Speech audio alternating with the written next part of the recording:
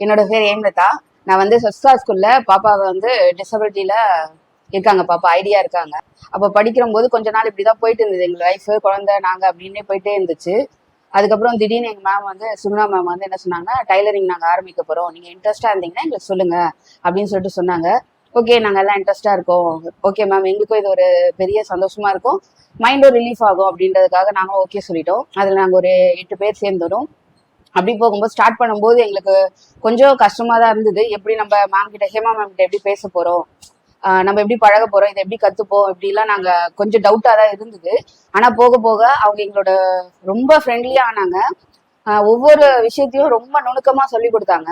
அதுவும் இல்லாம அவங்க கிட்ட இது வரைக்கும் நான் கோவத்தையே பார்த்ததே கிடையாது. ஒரு இடத்துல கூட கோவத்தை பார்த்தது கிடையாது. நான் கூட கேட்டிருக்கேன், கோவப்படுங்க மேம், ஏதாவது சொன்னீங்கன்னா தான், எங்க மிஸ் எல்லாம் மண்டையில கொட்டி சொல்லி கொடுப்பாங்க, அந்த மாதிரி நீங்க ஏதாவது சொன்னீங்கன்னா தான் எனக்கும் நல்லா இருக்கும் அப்படிலாம் நான் கேட்டிருக்கேன். இல்ல எனக்கு வராது அப்படின்னு சொல்லிட்டாங்க.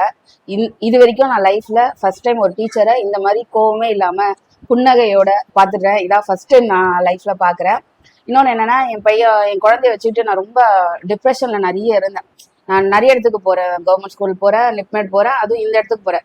இந்த டென்ஷன்ல இந்த செவ்வாய்க்கிழமை எங்க மேம் வர நாள் வாசல்லையே காத்துட்டு இருப்போம். எப்போ வருவாங்க, இன்னைக்கு இதை முடிச்சிடணும் மேம். அப்படி கிளம்புனாலும் நாங்க இதை முடிச்சு அவங்களுக்கு போட்டோ அனுப்பிச்சிடணும். எங்களோட ஆசை அதுதான். ரொம்ப சந்தோஷமா இருக்கு இந்த கிளாஸ்ல நாங்க சேர்ந்தது.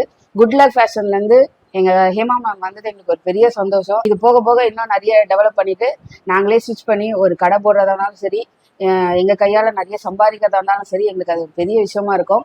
அதை கூடிய சீக்கிரம் நிறைவேற்றணும்னு நாங்கள் நினைக்கிறோம். அதுக்கு ஃபுல் சப்போர்ட்டா எங்க ஹேமா மேம் இருப்பாங்க. இந்த யூடியூப் சேனலை பார்க்க ஆரம்பிச்சிங்கன்னா ரொம்ப சந்தோஷப்படுவோம். இன்னொன்று, மெட்டீரியலுமே எங்களுக்கு நிறைய கைடன்ஸ் கொடுத்துருக்காங்க. இதை வாங்குங்க, வித் இவ்வளோ இருக்கணும், லென்த் இவ்வளோ இருக்கணும், இதெல்லாம் நீங்கள் வாங்கினீங்கன்னா இந்த இடத்துல போய் வாங்கினீங்கன்னா உங்களுக்கு கரெக்டாக இருக்கும், அதெல்லாம் சொல்லியிருக்காங்க. மிஷினுமே எந்த பிரச்சனை இருந்தாலுமே உடனே சரி பண்ணி கொடுத்துருவாங்க. என்ன ஒரு பெரிய அவங்க கிட்ட கிடைக்கிற எங்களுக்கு விஷயம்னா, எந்த இடத்துலையும் கோவப்பட்டது கிடையாது. அதுதான் மெயினான விஷயம்.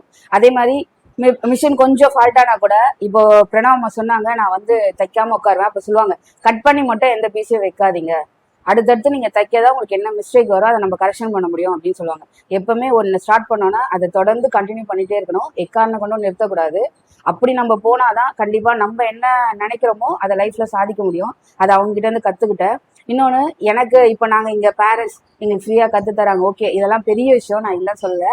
என்னோட ஃப்ரெண்டு சும்மா கேட்டாங்க, இந்த மாதிரி எனக்கு ஒரு சர்டிஃபிகேட் வேணும், நான் என்ன பண்ணுறதுன்னு கேட்டாங்க. அதையுமே எனக்கு ஃப்ரீயாக பண்ணி கொடுத்தாங்க. நான் இதை எதிர்பார்க்கவே இல்லை, ஏதாவது கேட்பாங்க அப்படின்னு நான் நினச்சேன். பட் அதை கேட்கவே இல்லை. அது எனக்கு ஒரு பெரிய சந்தோஷம். என் ஃப்ரெண்டும் ரொம்ப சந்தோஷப்பட்டு தேங்க்ஸ் சொன்னாங்க. உண்மையிலே சொல்கிறேன், மற்றவங்களெல்லாம் கம்பேர் பண்ணும்போது இந்த மாதிரி ஒரு மேம் கிடைக்கிறத நாங்கள் ரொம்ப பெருமைப்படுறோம், சந்தோஷப்படுறோம். எங்கள் ஹேமா மேம்க்கும் சரி, அவங்க கூட நின்று இப்போ